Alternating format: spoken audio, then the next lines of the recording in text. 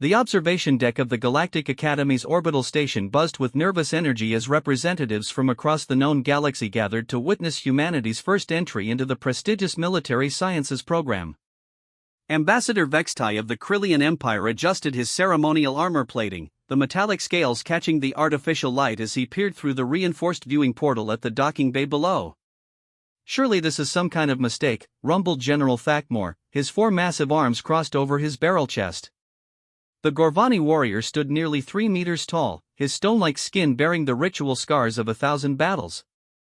The humans sent a female. And, look at her size. Through the transparent aluminum, they could see a single human figure emerging from the modest transport vessel. She was small by galactic standards, perhaps 1.6 meters in height, with pale skin and dark hair pulled back in a simple style. Her movements were fluid but unremarkable, and she wore nothing more than a basic gray jumpsuit bearing the Earth Federation insignia. "Commander Sarah Chan," announced the Academy's headmaster, a tall, crystalline being known as Archon Velfara. Her voice resonated through the observation chamber like wind chimes in a gentle breeze. "Age 24 standard years. No formal military academy training. No enhanced genetic modifications. No cybernetic implants." She paused, studying the datapad in her translucent hands. Her only recorded experience is 3 years serving on frontier security patrols. Ambassador Vextai's mandibles clicked in what passed for laughter among his species. "The humans mock us. They send us their weakest as if this were some elaborate jest." Below, Sarah Chen stood in the docking bay, seemingly oblivious to the scrutiny from above. She shouldered a simple duffel bag and looked around the vast space with what appeared to be mild curiosity rather than the awe or intimidation that typically overcame new arrivals. The docking bay could accommodate ships the size of small cities, its walls lined with weapons displays from 100 different civilizations. Most newcomers spent their first hour simply staring at the magnificent brutality on display. "Perhaps," mused Archon Velfara, "we should not judge by appearances alone. The humans did defeat the Zarathi incursion at the Edge colonies last year." "A fluke," scoffed General Thakmore. "The Zarathi were overconfident. They underestimated human desperation. But desperation alone will not serve in the Academy's trials." The truth was that none of the assembled observers truly understood humanity's place in the galactic hierarchy. Earth had joined the Galactic Confederation only 5 years prior, after first contact had been established through what humans called the Vancouver Incident. A small alien scout ship had experienced engine failure and crash-landed in the Canadian wilderness. Instead of the expected response of fear, worship, or aggression that characterized most species' first encounters with superior technology, the humans had simply rescued the pilot, repaired his ship with remarkable ingenuity, and asked politely if they could join the galactic community. It had been unprecedented. The Academy's trials were legendary throughout the galaxy. Designed by the greatest military minds of a dozen species over the course of centuries, they pushed candidates to their absolute limits across every conceivable aspect of warfare. Physical combat, tactical planning, strategic thinking, leadership under pressure, and psychological warfare were just the beginning. The trials claimed that they could measure not just skill, but the indefinable quality that separated true warriors from mere soldiers. In the Academy's 1,000-year history, only 37 beings had achieved perfect scores across all categories. These individuals had gone on to become legends, their names spoken with reverence in military academies across the galaxy. The current record holder was General Korfak of the Zephyrian Star Command, whose tactical brilliance had ended the Century War and brought peace to 3 star systems.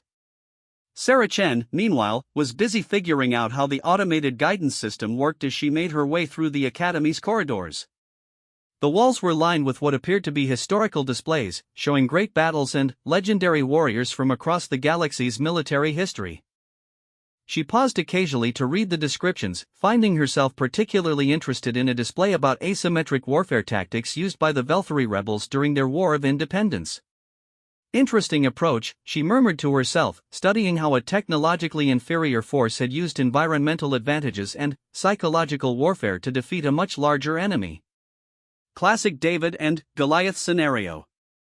A soft chime indicated that someone was approaching, and Sarah turned to see a tall, elegant being with blue-tinted skin and elongated limbs walking toward her.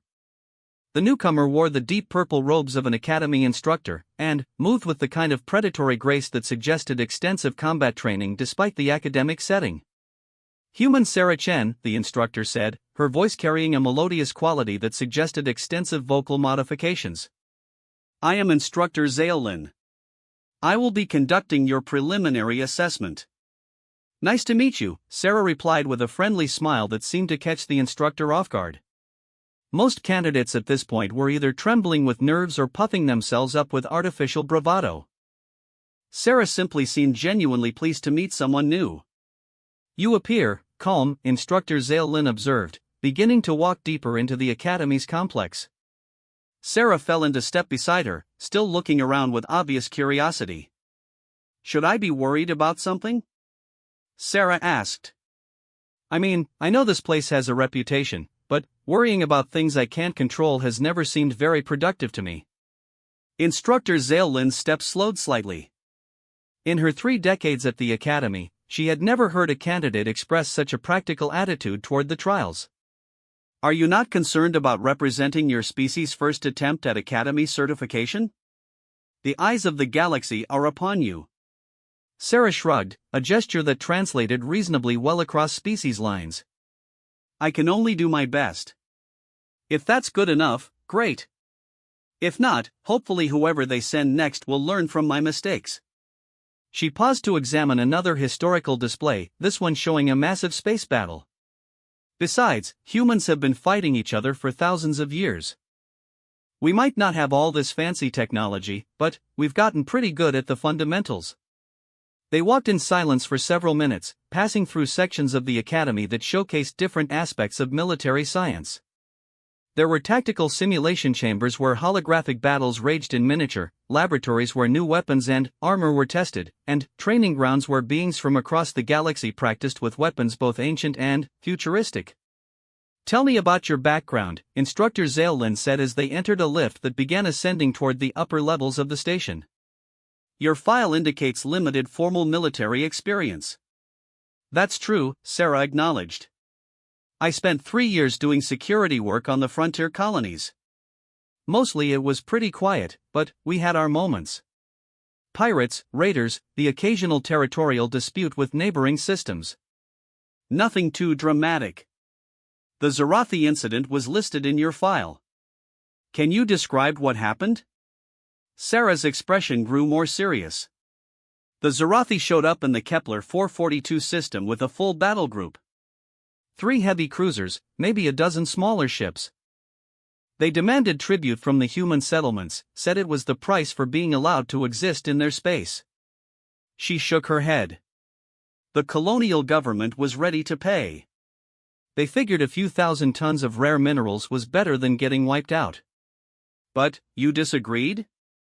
"I wasn't in charge of making that decision," Sarah said carefully. "But I did point out some things that the others might have missed." The lift stopped, and they emerged into what appeared to be a briefing room. The walls were covered with star charts and tactical displays, and a large holographic projector dominated the center of the space. Several other instructors were waiting, representing what Sarah guessed were the major military powers of the galaxy. "Please," Instructor Zaolin gestured toward a chair at the center of the room. "Continue your account of the Zarathi incident." Sarah settled into the indicated chair, noting that it had been designed for beings larger than humans. Her feet barely touched the floor, but she managed to look comfortable rather than intimidated. "The thing about the Zarathi is that they're used to dealing with species that think like they do. Big fleets, head-to-head battles, overwhelming force. They expected us to either surrender immediately or meet them in open space for a traditional engagement. Instead," prompted another instructor, this one a massive, bear-like creature with silvery fur. "Instead, we made them come to us.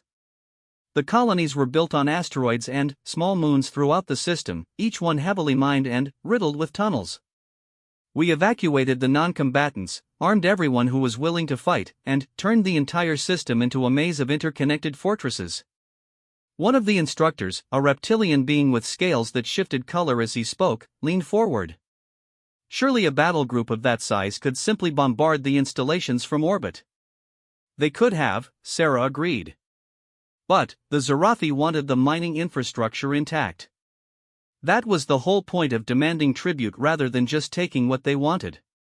So they had to come down and dig us up person by person, tunnel by tunnel. And, you were part of the defense? Asked Instructor Zaelin. I coordinated it, Sarah said simply. Turned out I had some ideas about how to make things difficult for them. The room fell silent. The assembled instructors exchanged glances that spoke of shared expertise and growing interest. Leading a successful defense against a Zarathi battle group was no small feat, but Sarah spoke about it as if she had organized a community picnic. How many casualties? Asked the bear-like instructor. On our side? 43 dead, maybe twice that wounded.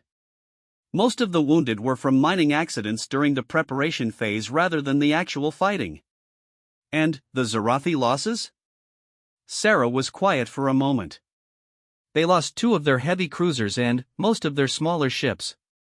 Maybe 8,000 personnel total.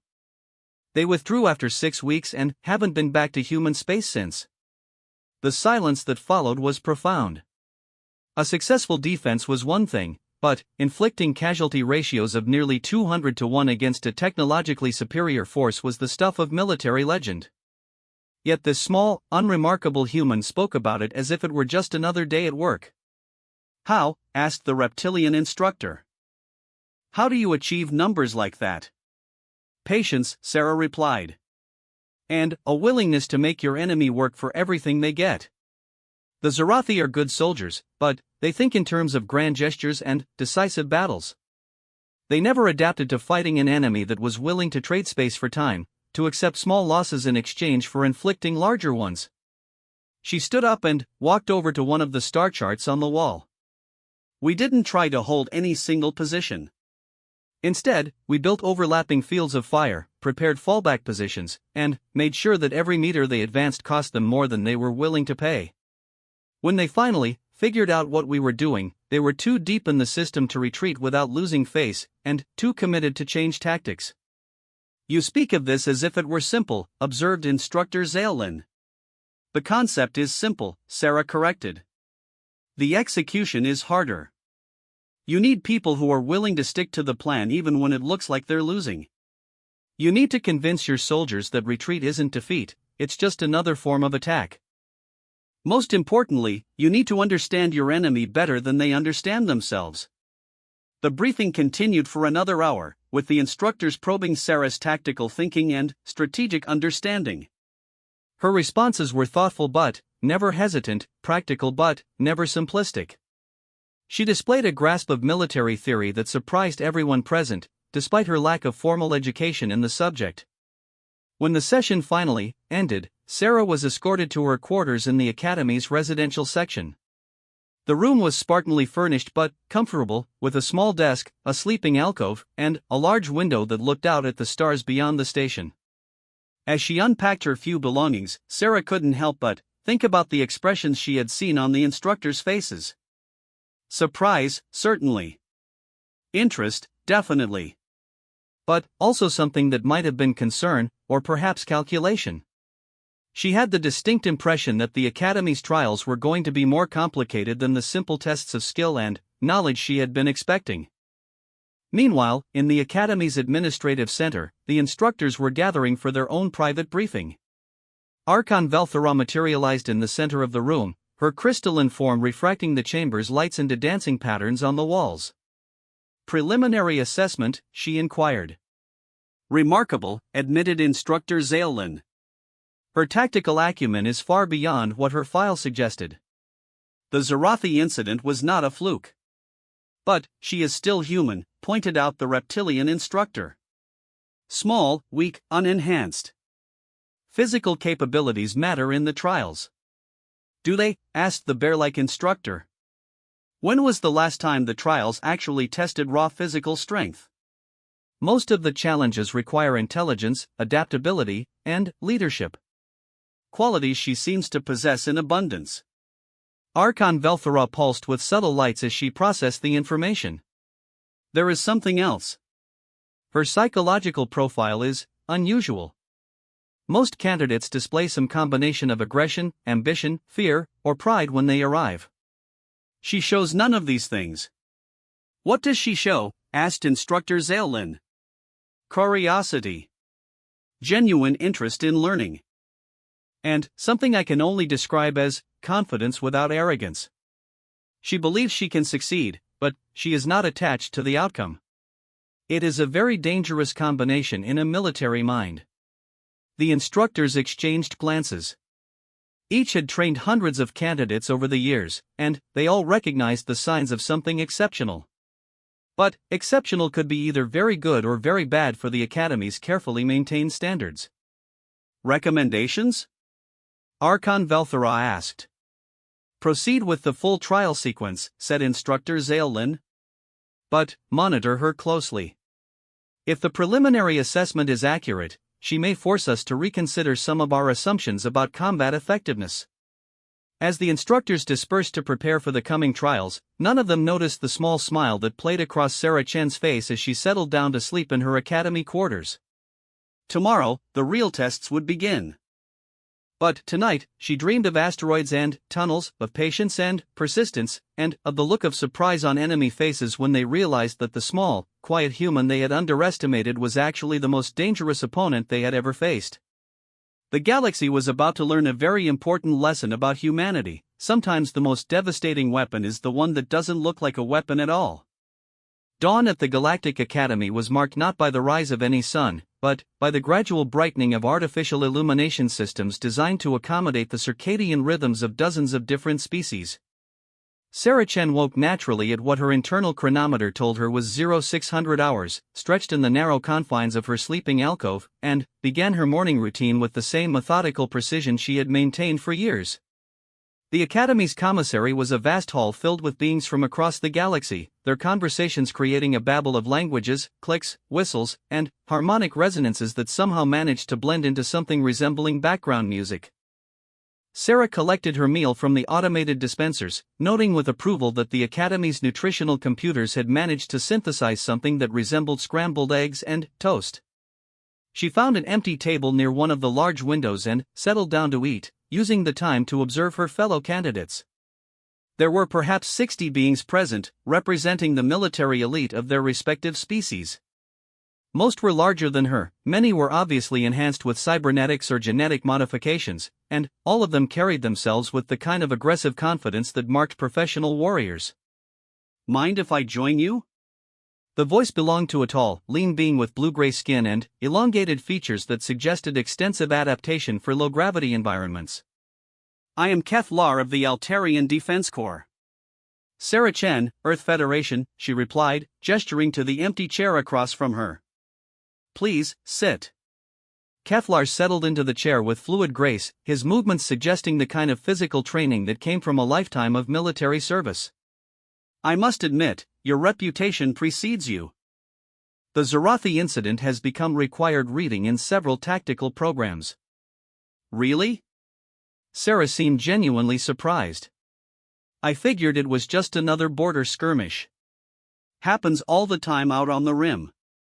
Perhaps to humans, Kethlar said, his voice carrying a note of respect. But the Zarathi have not suffered a defeat of that magnitude in over 2 centuries. Their military doctrine has influenced half the galaxy's approach to space warfare. Before Sarah could respond, a deep harmonic tone resonated throughout the commissary. The conversations gradually died away as beings from across the galaxy turned their attention to the large display screens that had activated around the hall's perimeter. Archon Velthara's crystalline form appeared on the screens, her voice carrying clearly to every corner of the vast space. Candidates of the Military Sciences program, welcome to the first day of your trials. You represent the finest military minds of your respective civilizations, and, over the next 10 standard days, you will be tested in ways that will challenge every aspect of your training, experience, and natural abilities. The screens shifted to display a complex 3-dimensional diagram of the Academy's training facilities. Your first trial begins in 1 hour. You will be divided into teams of 6 and tasked with capturing a fortified position defended by automated systems and Academy instructors. Each team will face identical challenges, and your performance will be evaluated on effectiveness, efficiency, and innovation. Sarah noted the way her fellow candidates were reacting to the announcement. Most were already forming alliances, gravitating toward beings of similar size and obvious capability. The psychological warfare had begun before the actual trials even started. The teams have been randomly assigned, Arc on Velthera continued, and names began appearing on the displays.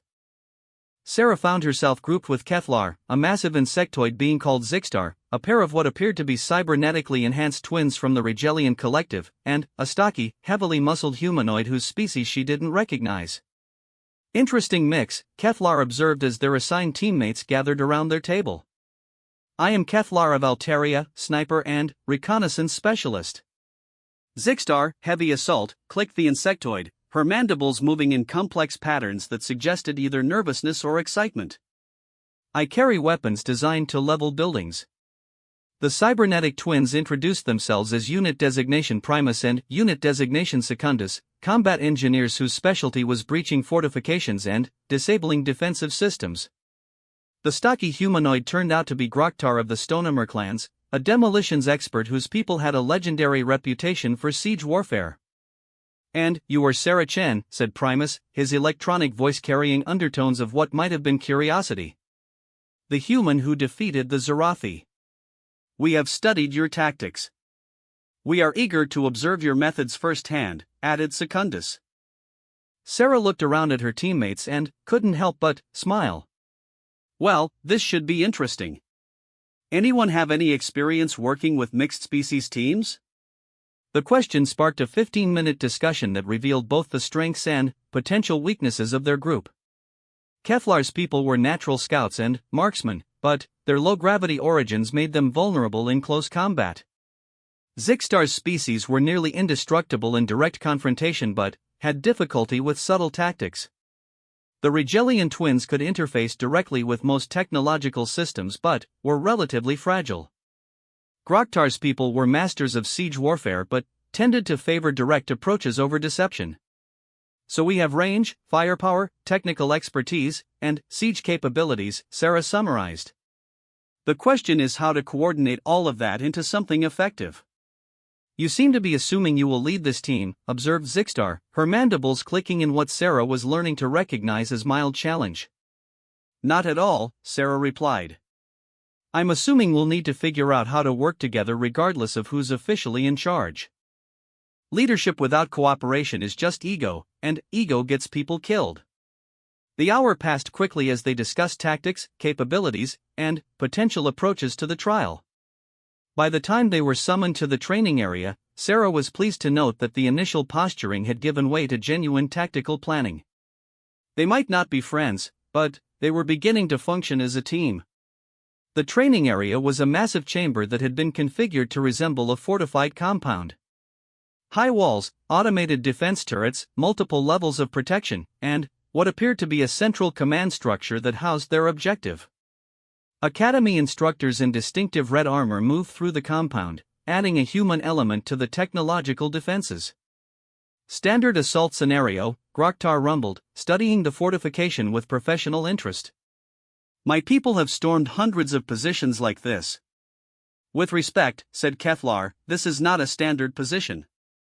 Look at the sightlines, the overlapping fields of fire. This was designed by beings who understand how different species fight. Sarah spent several minutes walking the perimeter of the trial area, studying the defenses from multiple angles while her teammates discussed various assault options.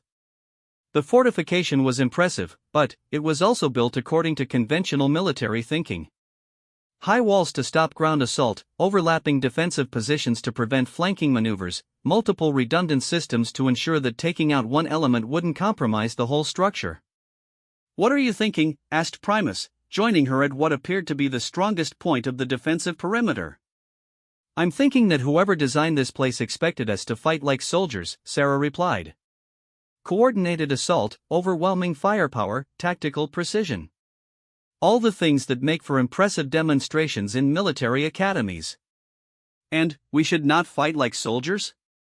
Sarah grinned. We should fight like humans. The next 30 minutes were spent in intensive planning as Sarah outlined her approach to the problem.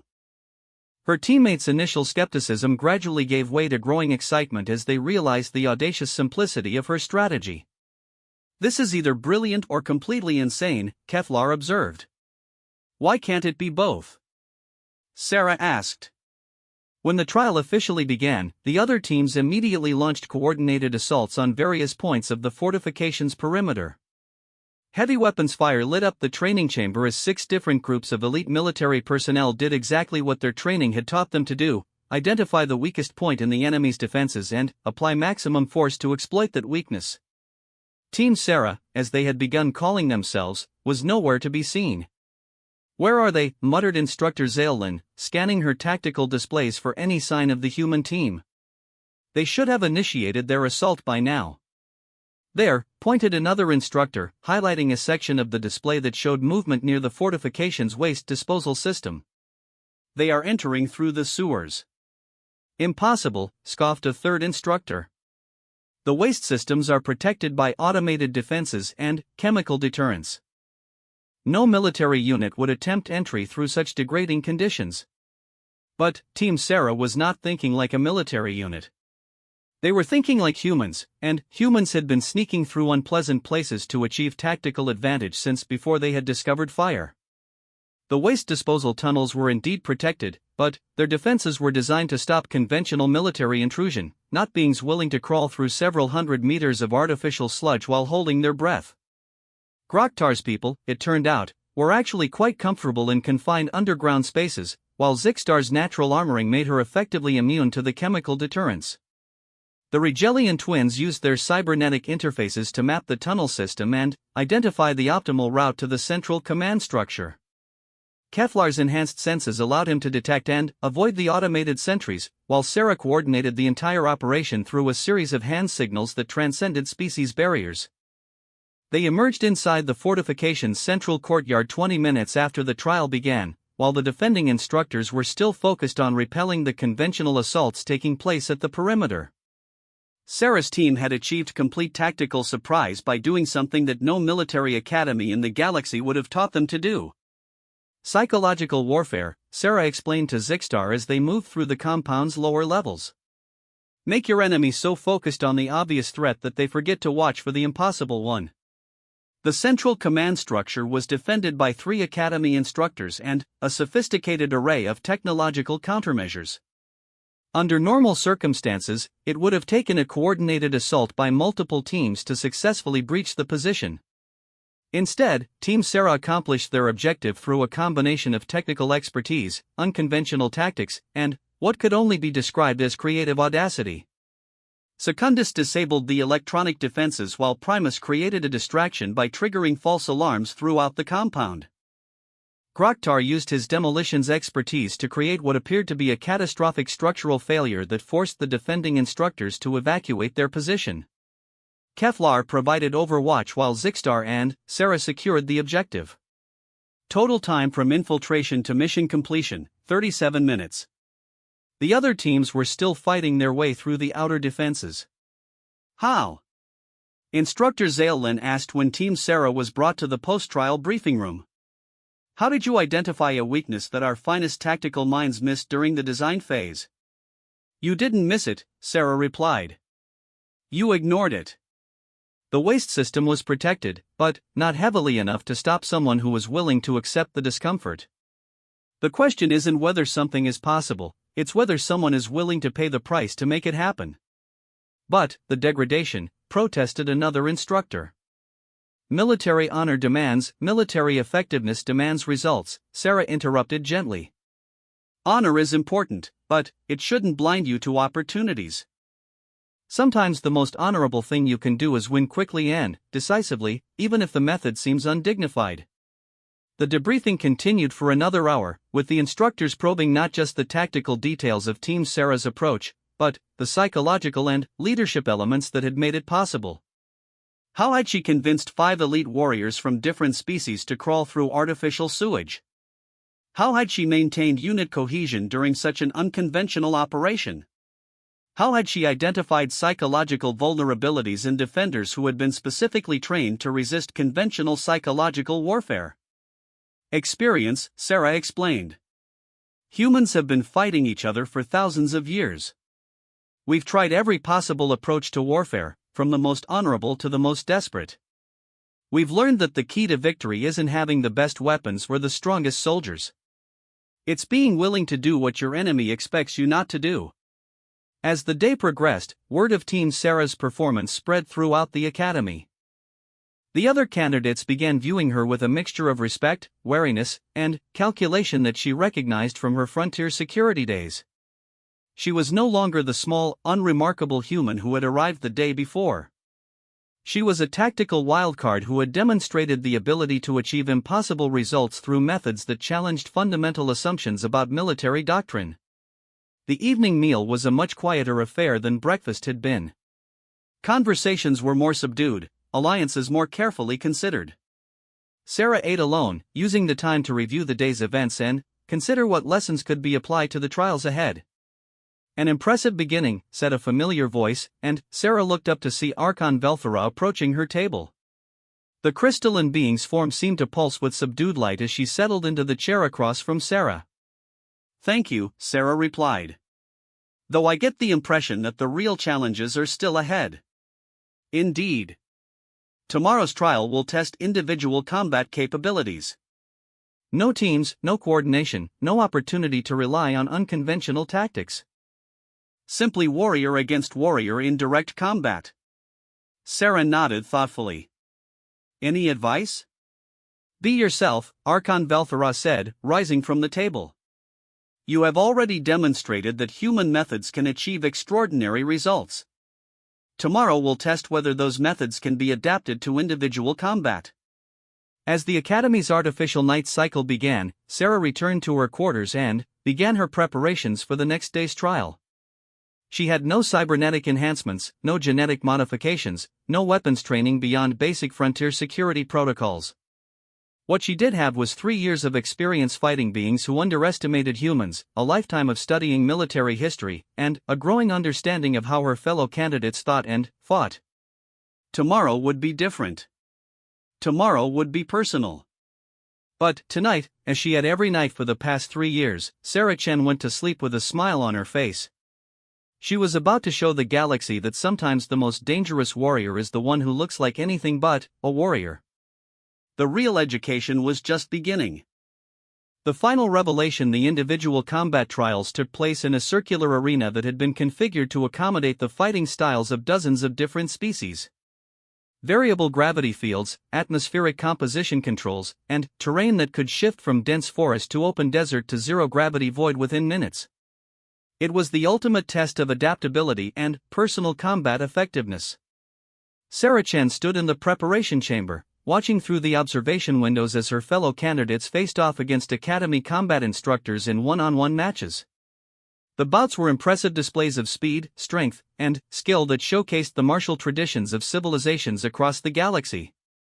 Keflar moved like liquid mercury, his enhanced reflexes allowing him to dodge attacks that should have been impossible to avoid. Zixstar fought with the inexorable power of a living tank, her natural armor turning aside weapons that would have felled most beings.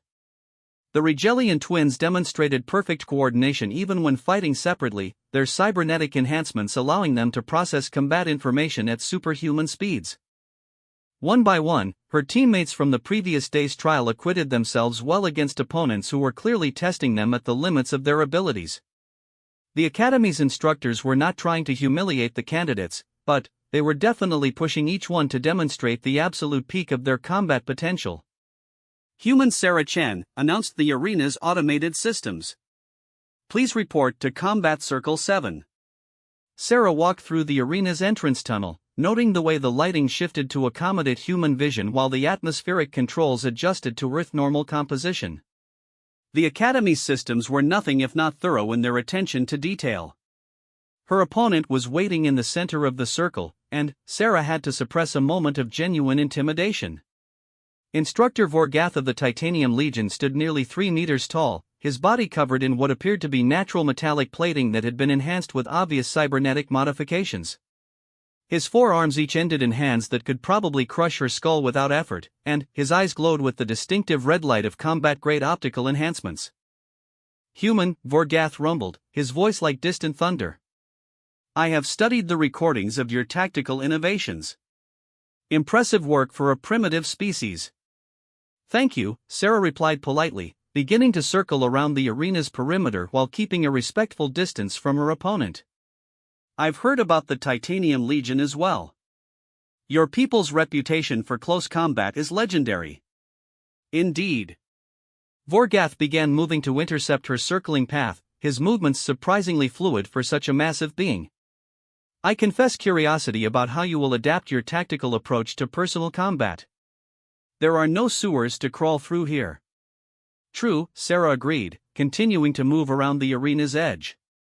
"But there are still opportunities for creative problem-solving."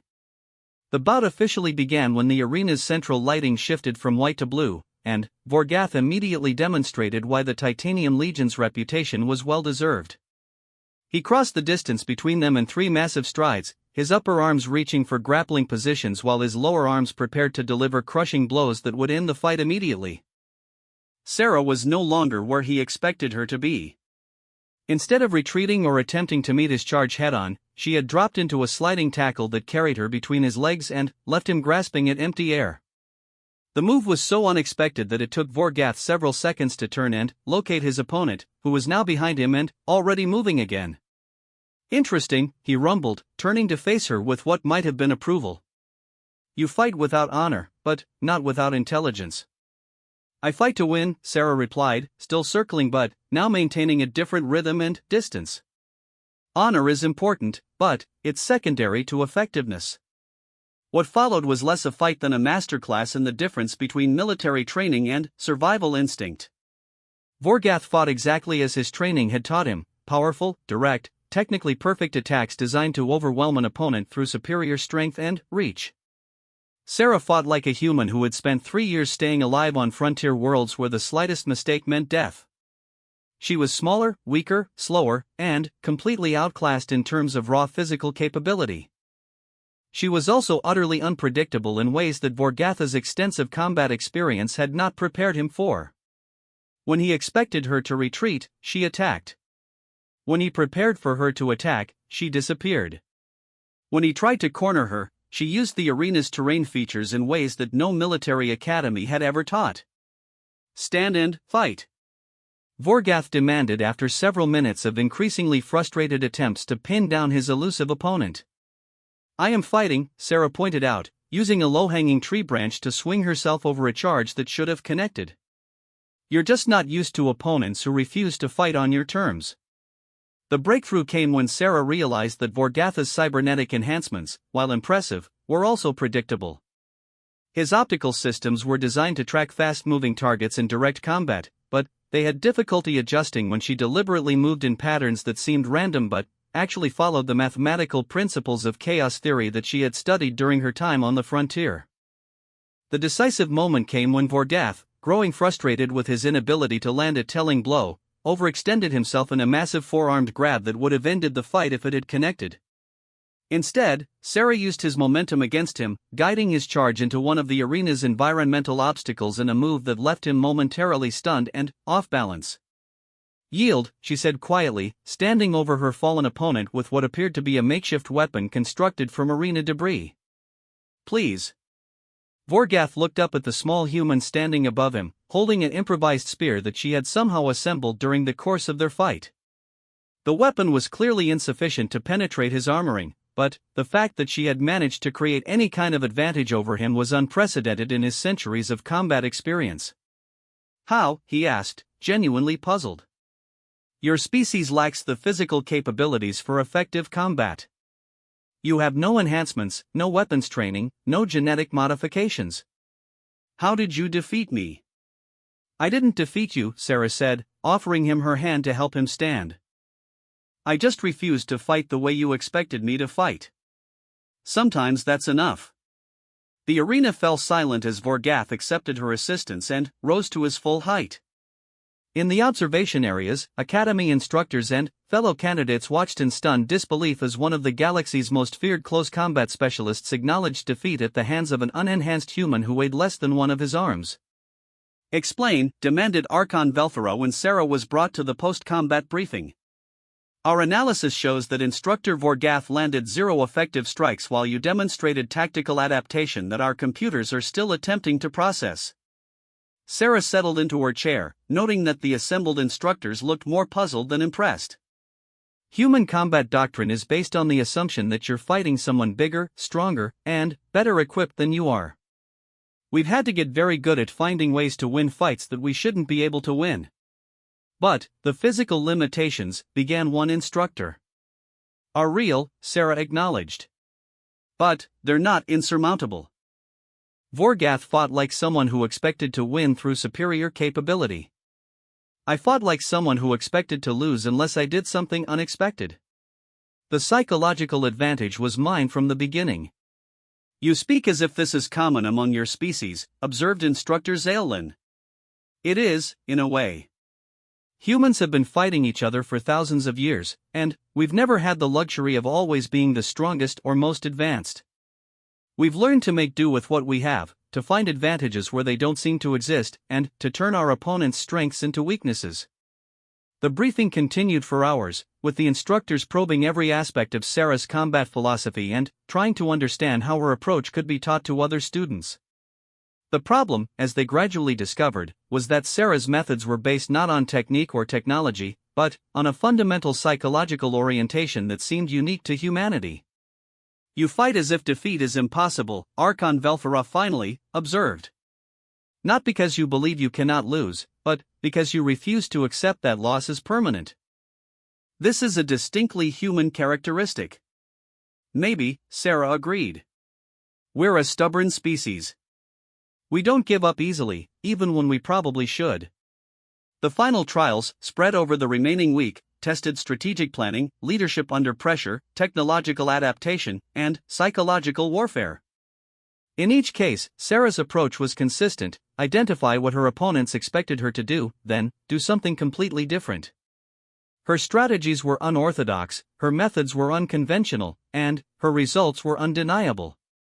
By the end of the 10-day trial period, Sarah Chen had achieved something that no Academy candidate in history had ever accomplished: perfect scores in every category, including several new scoring categories that the instructors had created specifically to account for her unique approach to military problem-solving. The final question, Archon Velphara announced during the closing ceremony, is what we do with these results. The assembled candidates, instructors, and Academy administrators listened in respectful silence as the crystalline being outlined the implications of Sarah's performance. Traditional military doctrine across the galaxy would need to be re-evaluated. Training programs would require modification. Most importantly, the fundamental assumptions about human combat capability would need to be completely revised. The humans have presented us with a paradigm shift, Archon Velphara continued. They fight not as we expect military forces to fight, but as survivors. They do not seek honor in battle, but victory through any means necessary. They do not rely on superior capability, but on superior adaptation. She paused, her crystalline form pulsing with lights that suggested deep contemplation. Candidate Sarah Chen has demonstrated that the most dangerous military force is not the one with the best weapons or the strongest soldiers, but the one that refuses to accept defeat and is willing to do whatever is necessary to achieve victory. The formal ceremony concluded with Sarah being awarded the Academy's highest honor, making her the first human to achieve full military certification and the first candidate in Academy history to score perfectly across all trial categories. But the real ceremony took place later that evening, in the Academy's commissary, where her fellow candidates gathered to offer their congratulations and ask the questions that had been troubling them throughout the trials. How do we fight an enemy that refuses to follow the rules? Asked Zixtar, her mandibles clicking with what Sarah had learned to recognize as genuine puzzlement. You adapt, Sarah replied simply. You learn new rules, or you abandon rules entirely and focus on results. The universe doesn't care about military doctrine. It only cares about who's left standing when the shooting stops. And if everyone adopts human methods? Asked Kethlar. if the entire galaxy learns to fight like humans? Sarah was quiet for a long moment, considering the implications of the question. Then, maybe we'll finally have a galaxy where wars are too expensive to fight. Where the cost of victory is so high that everyone decides to find other ways to resolve their differences. You believe humans can bring peace to the galaxy? Asked Primus. I believe humans can make war so unpleasant that peace becomes the only rational choice, Sarah corrected. We're very good at making things unpleasant for people who threaten us. As the evening wound down and the Academy's artificial night cycle began, Sarah found herself standing once again at the large windows that looked out at the stars beyond the station. Tomorrow she would return to human space, carrying with her the Academy's certification and a new understanding of humanity's place in the galactic community. Regrets? Asked a familiar voice, and Sarah turned to see Archon Velthora approaching through the nearly empty commissary. None, Sarah replied. This has been educational for everyone involved. Indeed. The Academy will be implementing significant changes to our curriculum based on your performance. Future candidates will be required to study human tactical doctrine, and we are establishing a new department of asymmetric warfare studies. Good, Sarah said. Maybe the next time someone like the Zarathi shows up, the galaxy will be ready for them. Archon Velthora's form pulsed with what Sarah had learned to recognize as amusement. You speak as if there will be other threats. There always are, Sarah replied matter-of-factly. The universe is a dangerous place, and there's always someone who thinks they can take what doesn't belong to them. The key is making sure they understand that the price of trying is higher than the value of succeeding. As Sarah returned to her quarters to prepare for departure, she couldn't help but reflect on the changes that the past 10 days had brought. She had arrived at the Academy as an unknown representative of a barely acknowledged species. She was leaving as the catalyst for a fundamental shift in galactic military thinking. But, more importantly, she was leaving with the knowledge that humanity's greatest strength was not any particular technology or training program, but their refusal to accept defeat as final. In a galaxy full of beings who fought according to established doctrine and accepted conventional limitations, humans fought like survivors who understood that the only rule that mattered was staying alive long enough to find a way to win. The galaxy had wanted to know if humans were ready to join the galactic military establishment. Instead, they had discovered that humans were ready to transform it. Sarachin fell asleep that night with a smile on her face, dreaming of the day when fighting like a human would be considered the highest compliment a warrior could receive. The small, fragile-looking woman from Earth had proven that sometimes the most devastating weapon in the galaxy is the one that doesn't look dangerous at all. And, across the galaxy, military academies began teaching their students a new fundamental principle: never underestimate an opponent who has nothing left to lose and refuses to give up. Because that's when humans are at their most dangerous. The age of human military doctrine had begun, and the galaxy would never be the same.